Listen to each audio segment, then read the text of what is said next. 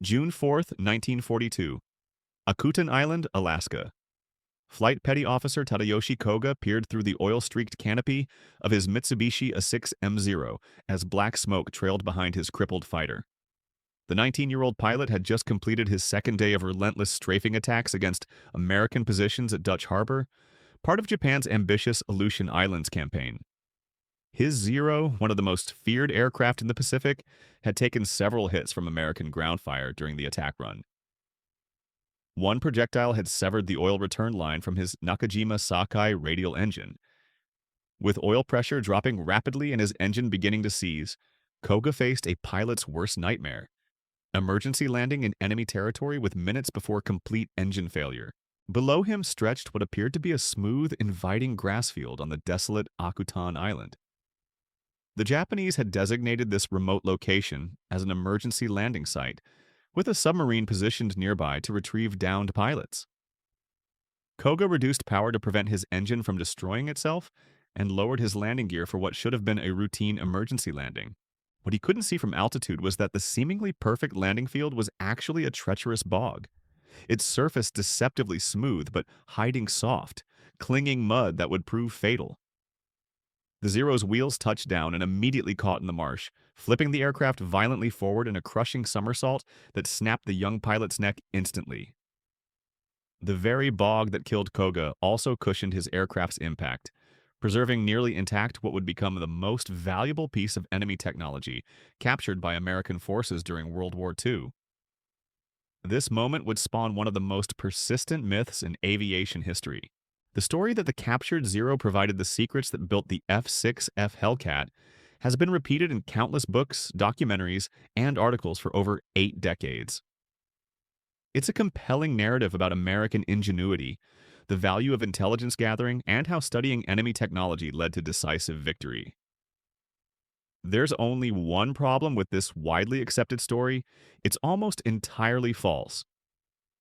The truth about the relationship between Koga's Zero and the Hellcat's development reveals a far more complex and fascinating tale of wartime aircraft development, intelligence operations, and the dangerous power of historical mythology.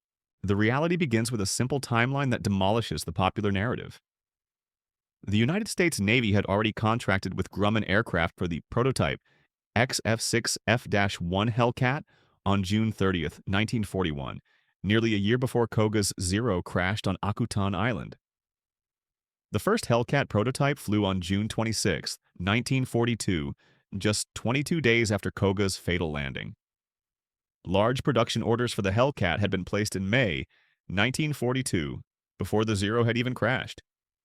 When American forces finally recovered the intact Zero from the Aleutian Bog on July 15, 1942, and shipped it to San Diego for restoration and testing, the Hellcat's basic design was already complete, its engine selected, and production planning well underway. The first flight of the captured Zero in American hands occurred on September 26, 1942, piloted by Lieutenant Commander Eddie Sanders. Just 2 weeks later, on October 12, 1942, the first production version of the F-6F Hellcat took its maiden flight. The idea that Navy officials flew the captured Zero instantly decided the Hellcat needed modifications, acquired scarce engines, had Grumman rework the entire airframe, and created a production version all within 14 days defies logic, engineering reality, and industrial possibility. No aircraft manufacturer, regardless of wartime urgency, could accomplish such comprehensive redesign and retooling in 2 weeks. The actual development of the F-6F Hellcat represents a sophisticated collaboration between Grumman engineers, Navy officials, and combat pilots who had faced the Zero in earlier aircraft long before any intact example was captured. Throughout early 1942, Leroy Grumman worked closely with his chief designers Jake Swerble and Bill Schwendler, along with the Navy's Bureau of Aeronautics, to develop a fighter specifically designed to counter the Zero's known strengths and exploit its suspected weaknesses. On April 22, 1942, Lieutenant Commander Edward Butch O'Hare, already famous for his Medal of Honor action against Japanese bombers, toured the Grumman facility on Long Island. O'Hare spent hours with Grumman engineers, providing detailed analysis of F-4F Wildcat performance against the Zero based on actual combat experience from the battles of Wake Island, the Marshall Islands, and the Coral Sea. O'Hare's first-hand combat reports, combined with intelligence gathered from pilots who had survived encounters with Zeros over the Philippines, Pearl Harbor, and the Dutch East Indies, painted a clear picture of the Japanese fighters' capabilities and limitations. American pilots consistently reported that the Zero was exceptionally maneuverable at low speeds, possessed remarkable range, and climbed better than any American fighter. However, they also noted that the Zero seemed fragile, appeared to lack armor protection, and lost maneuverability at high speeds. These combat reports, not captured aircraft analysis, drove the fundamental design decisions that would make the Hellcat successful. Based on these combat accounts and performance requirements established through bitter experience, the Navy directed Grumman on April 26, 1942, to install the more powerful 18-cylinder Pratt & Whitney R 2800 double wasp radial engine in place of the originally planned Wright R 2600. This engine change, often attributed to lessons learned from the captured Zero, actually preceded the Zero's capture by over a month. The decision reflected American understanding that their fighters needed more power to maintain speed advantages over the highly maneuverable but lightly built Japanese aircraft. Grumman's design philosophy for the Hellcat represented a fundamental departure from Japanese fighter development priorities. Where the Zero emphasized range and maneuverability at the expense of pilot protection and structural strength, the Hellcat balanced performance with survivability and ease of maintenance. The American fighter incorporated self-sealing fuel tanks, armor plating around the pilot, and robust construction that could absorb significant battle damage while remaining flyable. These design choices reflected American industrial capacity and strategic thinking, rather than specific intelligence about Japanese aircraft construction. The collaborative process between manufacturers, military officials, and combat pilots during the Hellcat's development demonstrates the sophisticated feedback loops that American forces had established between frontline operations and aircraft development programs. This systematic approach to translating battlefield experience into improved aircraft design proved far more valuable than any single captured enemy aircraft could provide. American engineers understood that winning the air war required not just matching enemy performance, but creating aircraft that maximized American advantages in industrial capacity, pilot training, and logistical support. The myth of the captured Zero's influence on Hellcat development persists because it creates a satisfying narrative arc of American resourcefulness and technological superiority. The story suggests that capturing and studying enemy equipment provided the key to victory, validating beliefs about American scientific and engineering capabilities. However, the reality reveals something far more impressive about American wartime aircraft development. The Hellcat succeeded, not because American engineers copied Japanese designs, but because they created an entirely different approach to fighter aircraft that leveraged American strengths while exploiting enemy weaknesses. The true story of how American forces obtained, tested, and learned from Koga's Zero provides fascinating insights into wartime intelligence operations and the complex relationship between battlefield technology and strategic advantage. While the captured Zero didn't influence the Hellcat's basic design, it did provide valuable intelligence that would prove crucial in other ways, reshaping American understanding of Japanese aviation capabilities and influencing pilot training programs that would maximize the Hellcat's inherent advantages in combat. The recovery operation that brought Koga's Zero into American hands reads like a textbook example of military intelligence gathering under challenging conditions. On July 10, 1942, Lieutenant William Ties piloted his PBY Catalina on what should have been a routine patrol over the Aleutian chain. His aircraft had become disoriented in the notorious Aleutian weather, forcing him to navigate by dead reckoning through fog banks and low-hanging clouds that reduced visibility to mere hundreds of yards. When the Shumagon Islands finally appeared through breaks in the overcast, Thies reoriented his position and set course for Dutch Harbor by the most direct route, a path that would take his patrol aircraft directly over Akuten Island. Machinist mate Albert Knack, serving as plane captain aboard the Catalina, spotted the wreckage first. The distinctive silhouette of a Japanese fighter aircraft sitting upright in what appeared to be an island meadow immediately caught his attention. Ties circled the crash site multiple times, his crew photographing the scene and carefully noting the aircraft's position on navigation charts. The Zero appeared remarkably intact, its wings and fuselage showing minimal visible damage from their altitude. After confirming the coordinates and documenting the discovery, Thies returned to Dutch Harbor to report what his crew had found. The initial recovery attempt on July 12th proved frustratingly inadequate. Lieutenant Robert Kermsey led a salvage team equipped with basic tools and limited heavy equipment to Akuten Island. The team members gave the dead Japanese pilot a proper Christian burial on a nearby knoll, respecting their fallen enemy even as they prepared to exploit his aircraft for intelligence purposes. However, the Zero had settled deep into the bog during the month since its crash landing. The aircraft's weight and the shifting nature of the marsh action that DF'd, creating SUD allowed it to sink several feet into the soft Grunewald, the team's initial extraction efforts. Without proper heavy equipment, Kermsey's team could only document the aircraft's condition and attempt preliminary extraction techniques that proved wholly insufficient for the task. The Zero remained stubbornly embedded in the Aleutian bog, its landing gear buried and fuselage tilted at an angle that complicated any lifting attempts. Frustrated but determined, the recovery team returned to Dutch Harbor with detailed measurements and photographs that would guide a more substantial effort. The successful recovery required a third expedition launched on July 15th with proper heavy equipment and specialized personnel. This team brought winches, cables, wooden planking, and mechanical expertise necessary to extract A from treacherous terrain. Working 5,000-pound aircraft methodically, they positioned heavy timbers around the Zero to distribute weight and prevent further sinking. Cables were attached to the aircraft's strongest structural points, while winches provided the steady, controlled force needed to break the bog's grip on the fighter. The extraction process took hours of careful work.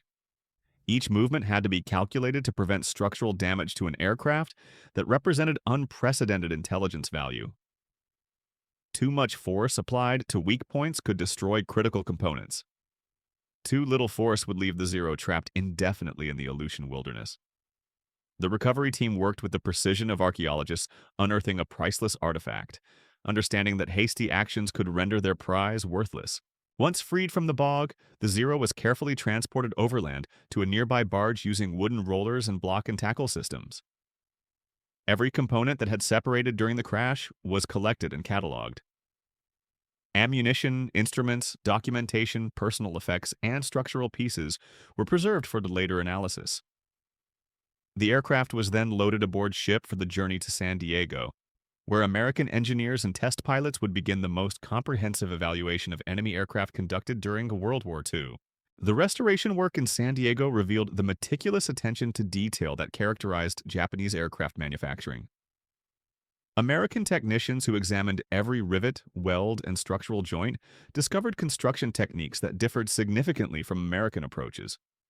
The Zero's vertical stabilizer, rudder, wingtips, flaps, and canopy required repair from crash damage, but the basic airframe remained structurally sound.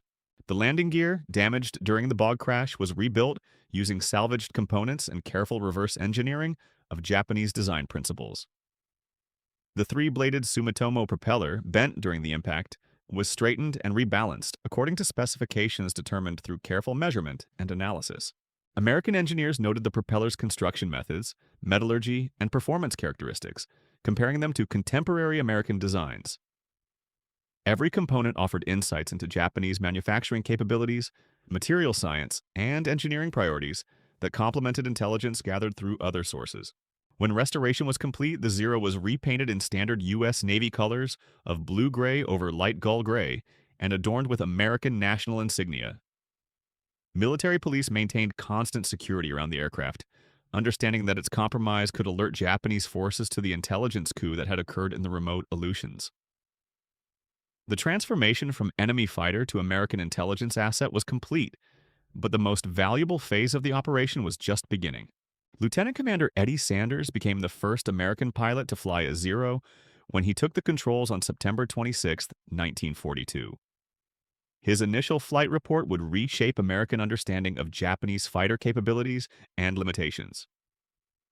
Sanders discovered that while the Zero was indeed exceptionally maneuverable at low speeds, it suffered significant performance degradation above 200 knots.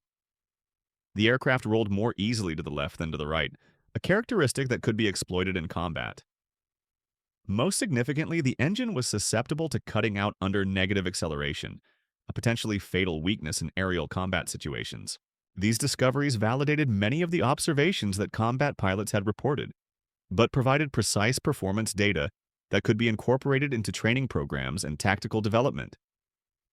The captured Zero became a flying classroom, where American pilots could experience firsthand the aircraft they would face in combat, understanding its capabilities and limitations through direct comparison with their own fighters. The comprehensive testing program that followed Sanders' initial flights involved multiple phases of evaluation that would continue for over 2 years. Lieutenant Melvin Boogie Hoffman joined the program as the second American pilot checked out in the Zero, bringing extensive experience flying the latest American fighters, including the F-4F Wildcat, F-4U Corsair, and the new F-6F Hellcat that was entering production. Hoffman's role became crucial in translating theoretical performance data into practical combat applications that could be taught to American pilots preparing for Pacific operations. Working under conditions of absolute secrecy, Hoffman flew identical flight profiles in both the Zero and contemporary American fighters, executing similar aerial maneuvers in carefully controlled mock dogfights. These comparative flights revealed performance characteristics that no amount of technical analysis could have predicted. The Zero's legendary maneuverability proved most effective in specific flight regimes, particularly during slow-speed turning engagements below 200 knots. However, American fighters demonstrated decisive advantages in high-speed operations, diving attacks, and sustained combat situations where pilot protection and aircraft durability became critical factors. The testing revealed tactical vulnerabilities that experienced combat pilots could exploit with proper training. The Zero's lightweight construction, while enabling exceptional range and agility, created structural limitations that restricted violent maneuvering at high speeds. The aircraft's control surfaces became increasingly heavy and unresponsive as airspeed increased, reducing the pilot's ability to execute rapid directional changes during high-speed pursuits or evasive maneuvers. American pilots learned to force engagements into high-speed regimes, where their heavier, more powerful fighters possessed decisive advantages. During 1943, the captured Zero was transferred to the National Advisory Committee for Aeronautics facility at Langley Memorial Aeronautical Laboratory in Hampton, Virginia. The NACA engineers subjected the aircraft to comprehensive wind tunnel testing that provided detailed aerodynamic analysis impossible to obtain through flight testing alone. The full-scale wind tunnel at Langley could simulate flight conditions across the entire performance envelope, measuring lift, drag, and stability characteristics with scientific precision that complemented pilot observations with hard engineering data. The wind tunnel testing revealed sophisticated design features that Japanese engineers had incorporated to achieve the Zero's remarkable performance characteristics. The wing design employed complex camber changes and carefully calculated twist distributions that optimized lift generation across different flight conditions. The control surface balance and mass distribution demonstrated advanced understanding of aerodynamic principles that American engineers respected even as they developed countermeasures. These technical insights influenced American fighter development programs beyond the Hellcat, contributing to improved designs that would emerge later in the war.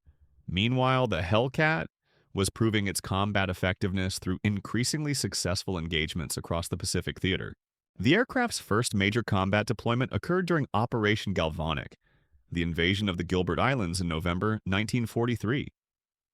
Hellcat pilots from carriers Essex, Bunker Hill, and Independence encountered Japanese defenders equipped with Zeros and other fighters in large-scale aerial battles that would demonstrate the American fighters' superiority in ways that no test program could have predicted.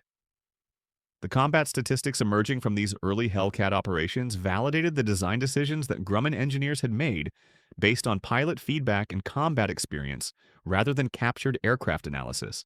American pilots consistently reported that the Hellcat's combination of speed, firepower, and durability provided decisive advantages over Japanese fighters in most combat situations. The aircraft could absorb battle damage that would have destroyed lighter enemy fighters, while maintaining enough performance to continue fighting or return to carrier operations. Lieutenant Commander Edward O'Hare, whose combat experience had influenced the Hellcat's development, was among the first pilots to fly the new fighter in combat operations. His evaluation of the aircraft's performance against known Japanese capabilities provided crucial feedback to both Grumman engineers and Navy tactical development programs. O'Hare noted that the Hellcat's superior diving speed and acceleration allowed American pilots to dictate engagement terms, choosing when to fight and when to disengage based on tactical advantage rather than being forced into prolonged turning battles where Japanese maneuverability could prove decisive.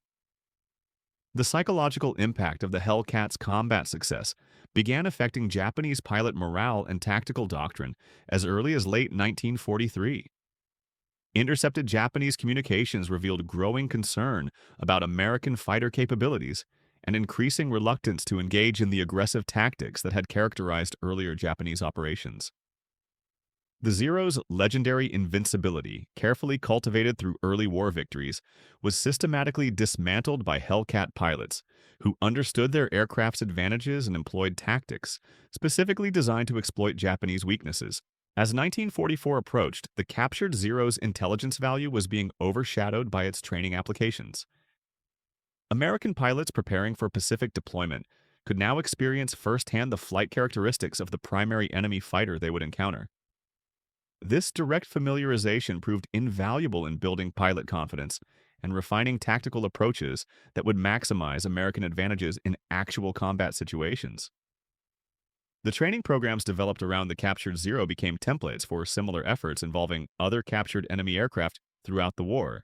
The myth of the Zero's influence on Hellcat development continued spreading through military circles and eventually into popular accounts of the war, despite clear evidence contradicting the timeline. The story appealed to American sensibilities about technological superiority and the value of intelligence gathering, creating a narrative that satisfied desires for clear cause and effect relationships in complex military developments. The reality that the Hellcat succeeded through systematic engineering analysis and combat experience feedback was less dramatic but far more representative of American industrial and military capabilities. By early 1944, production Hellcats were reaching fleet squadrons in substantial numbers, with pilots trained using tactics developed through analysis of the captured Zero's performance characteristics. The aircraft that had emerged from Grumman's design process was proving itself the most effective carrier-based fighter of the war, achieving kill ratios against Japanese aircraft that exceeded even optimistic pre-war predictions. The combination of superior pilot training, improved tactics, and aircraft design optimized for American operational requirements was creating air superiority conditions that would prove decisive in upcoming Pacific campaigns. The stage was being set for the massive carrier battles of 1944, where hundreds of Hellcats would face thousands of Japanese aircraft in engagements that would determine control of the Pacific skies. The captured Zero had provided valuable intelligence and training opportunities, but the Hellcat's success would ultimately depend on the systematic approach to aircraft development and pilot preparation that characterized American naval aviation's transformation during the early war years. The Great Marianas Turkey Shoot of June 1944 would provide the ultimate validation of American fighter development philosophy, demonstrating that systematic engineering and tactical preparation had created advantages no single intelligence coup could have achieved. As Admiral Mark Mitcher's Task Force 58 approached the Marianas Islands, the stage was set for the largest carrier battle in Pacific War history. The Japanese had assembled their most powerful remaining naval aviation forces, including experienced pilots who had survived earlier battles and newer air crews trained specifically to counter American tactical advantages. What they faced was not simply improved American aircraft, but an integrated system of technology, training, and doctrine that had evolved far beyond what any Cap-2 Red enemy fighter could have provided.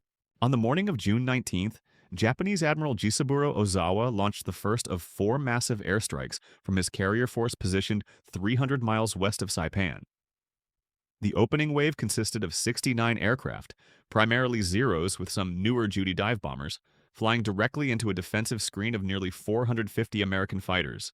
The Hellcats that rose to meet them represented the culmination of 3 years of systematic development based on combat experience, engineering analysis, and tactical innovation that had transformed American naval aviation into the most effective air force in the Pacific. Lieutenant Commander Charles Brewer, leading Fighting Squadron 15 from the Essex, later described the engagement as unlike anything he had experienced in earlier Pacific battles. The Japanese pilots fought with desperate courage, but their aircraft seemed almost antiquated compared to the Hellcats.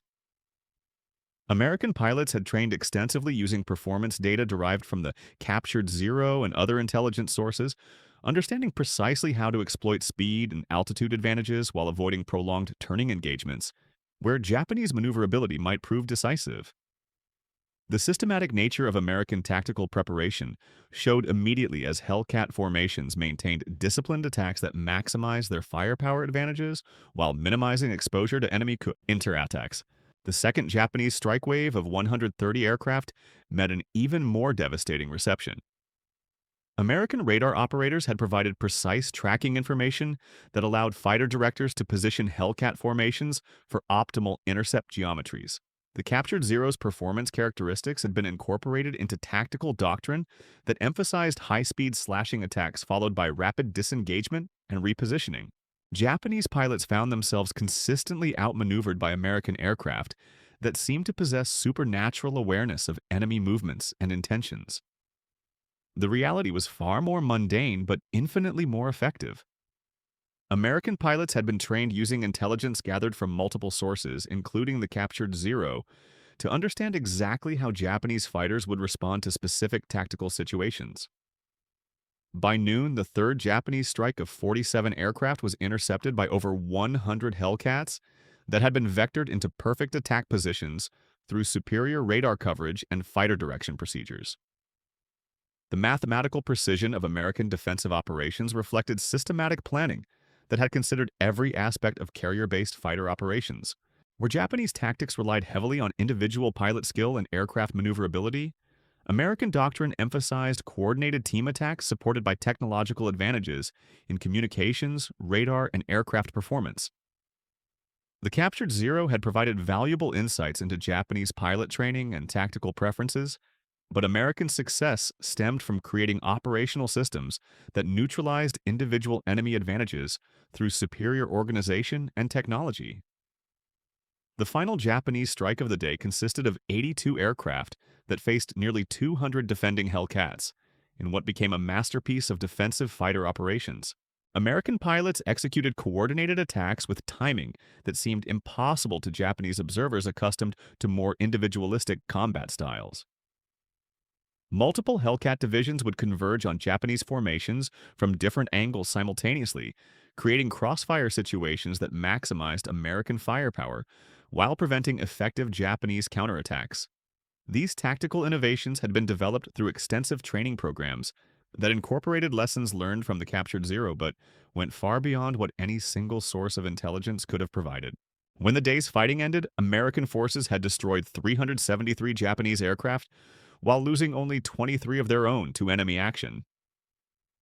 The kill ratio of over 16-1 represented the most one-sided aerial victory in modern warfare history.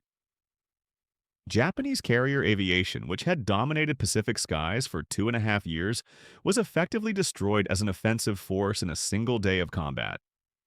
The psychological impact on surviving Japanese pilots was profound and lasting.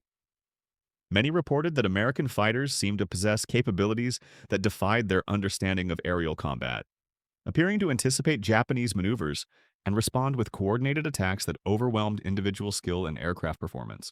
The intelligence value of the captured Zero had contributed to this victory, but not in the ways commonly believed.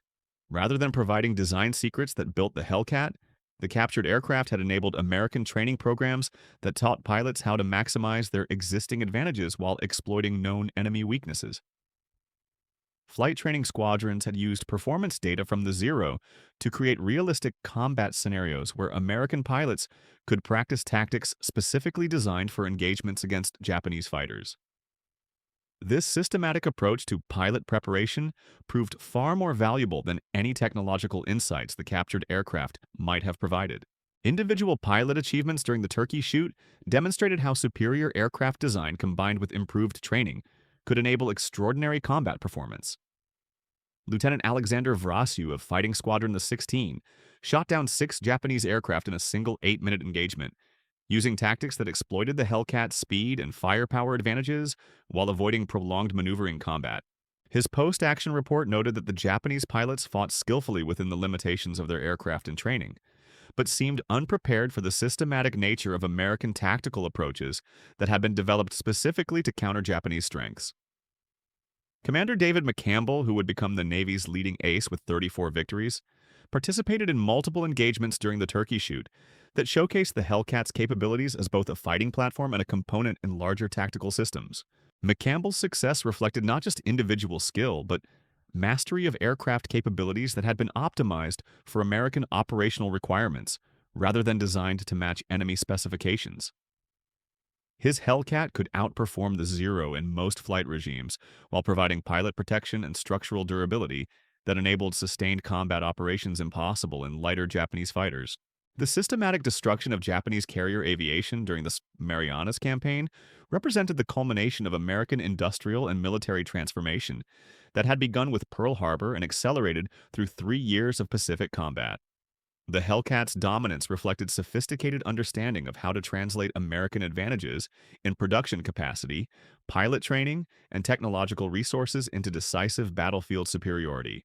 The captured Zero had provided valuable intelligence that contributed to this success, but the victory stemmed from comprehensive systems thinking that integrated multiple sources of information into coherent operational doctrine. Post-battle analysis revealed that Japanese aircraft losses included not only the 373 planes destroyed in aerial combat, but an additional 50 aircraft lost to operational accidents and mechanical failures during the intensive day of operations. The contrast highlighted fundamental differences in aircraft design philosophy and industrial capacity that extended far beyond individual performance characteristics. American forces could sustain high operational tempos while maintaining aircraft readiness rates that Japanese forces found increasingly difficult to match as the war progressed. The captured Zero's contribution to American victory was ending as its intelligence value diminished relative to newer sources of information about Japanese capabilities. By mid-1944, American forces were capturing substantial numbers of Japanese aircraft and equipment that provided more current intelligence about enemy technological development. The Akuten Zero, representing 1942 technology, was becoming historically significant but tactically obsolete as both sides introduced improved 1942 technology aircraft designs based on combat experience and evolving operational requirements. The testing program at San Diego was winding down as military priorities shifted toward analyzing more recent Japanese aircrafty, potentially types greater threats that pose than the now familiar Zero. American engineers had extracted every possible insight from Koga's fighter, creating comprehensive technical reports that influenced not just tactical development, but broader understanding of Japanese industrial capabilities and design methodologies. The aircraft had served American intelligence far beyond its original value, but its active contribution to the war effort was approaching an end that would come with characteristic suddenness and irony. On February 11, 1945, the captured Zero was conducting routine taxi operations at Naval Air Station San Diego when an SB-2C Helldiver experienced mechanical problems during ground operations. The American dive bomber, unable to stop properly, collided with the parked Zero and chopped the Japanese fighter into pieces with its spinning propeller. In seconds, the aircraft that had provided over 2 years of invaluable intelligence was destroyed by the very American military machine it had helped to improve. The irony was complete. The Zero that had survived combat damage, crash landing, bog entrapment, recovery operations, restoration work, and hundreds of test flights was finally destroyed by friendly fire from an aircraft whose design had benefited from intelligence gathered through the captured fighter's analysis. The destruction of the Akuten Zero marked the end of one of World War II's most successful intelligence operations, but the beginning of a historical mythology that would persist for decades. The story of how the captured Zero built the Hellcat would be repeated in countless accounts, despite clear evidence contradicting the timeline and technical details. The myth appealed to popular understanding of how intelligence operations should work, creating satisfying narratives about American resourcefulness and the value of studying enemy technology. The reality was simultaneously more complex and more impressive, revealing systematic approaches to aircraft development and tactical preparation that represented genuine American advantages in industrial warfare. The lessons learned from the captured Zero's analysis would influence American aircraft development programs throughout the remainder of the war and beyond. While the intelligence gathered didn't create the Hellcat, it did contribute to improved understanding of Japanese design philosophy and manufacturing capabilities that informed broader strategic planning and tactical development. The systematic approach to extracting actionable intelligence from captured equipment became a template for similar operations involving other enemy technologies throughout the conflict. As the Pacific War entered its final phase, the dominance established by Hellcat pilots during the Turkey Shoot would continue expanding until Japanese air power ceased to exist as an effective force. The aircraft that emerged from American design processes based on combat experience and systematic engineering analysis had created air superiority conditions that would prove decisive in the final campaigns against Japan. The captured Zero had played its part in this transformation, but as one element in a comprehensive approach to military development that represented American industrial civilization at its most effective. The myth and reality of the captured Zero's influence would continue evolving long after the war ended, becoming part of the larger story of how democratic societies mobilize technological and industrial resources to meet existential challenges. The true lessons of the Akuten Zero lay not in the specific technical intelligence it provided, but in demonstrating how systematic intelligence gathering and analysis could contribute to broader strategic advantages when integrated with superior industrial capacity and organizational capability. The captured Zero's final destruction at San Diego in February 1945 closed the book on one of the Pacific War's most valuable intelligence operations, but opened the door to 8 decades of historical mythology that continues to this day. The persistent story that Koga's Zero provided the secrets that built the Hellcat reveals something profound about how we construct narratives around complex technological and military achievements. We prefer simple cause and effect relationships over the messy reality of systematic engineering processes, collaborative development programs, and the gradual accumulation of battlefield knowledge that actually drove American aviation superiority. The truth proves far more impressive than the myth. The F-6F Hellcat succeeded not because American engineers copied Japanese designs, but because they created an entirely different approach to fighter aircraft development that leveraged American strengths in industrial capacity, pilot training, and organizational capability.